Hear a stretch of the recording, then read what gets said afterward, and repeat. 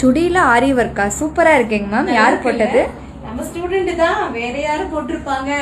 சரி, இது நீங்க கேக்குறதுக்கு முன்னாடியே அவங்களே கெஸ் பண்ணிருப்பாங்க. நான் சொல்ற பதிலையும் நினைச்சிருப்பாங்க. எஸ், நம்ம ஸ்டூடெண்ட் பண்ண ஒரு ஒர்க்.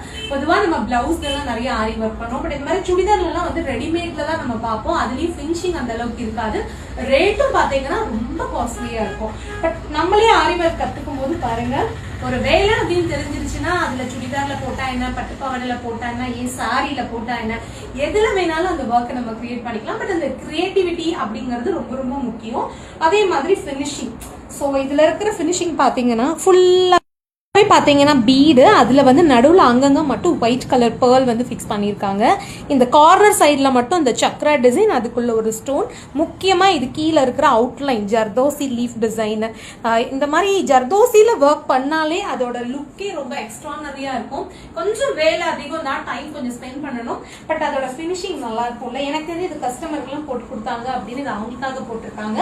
ஸோ நான் ரேட்டை ஃபிக்ஸ் பண்ண முடியாது, எனக்கு போட்டவங்க தானே ஃபிக்ஸ் பண்ணணும். இதுக்கு என்ன ரேட்டு ஃபிக்ஸ் பண்ணலாம் நம்ம அவங்க கிட்டே அடுத்த வீடியோல கேட்கலாம். ஃபர்ஸ்ட் அவங்களோட டிசைன் எப்படி இருக்குன்னு சொல்லுங்க, எந்த அளவுக்கு போட்டிருக்காங்க அப்படின்னு சொல்லுங்க.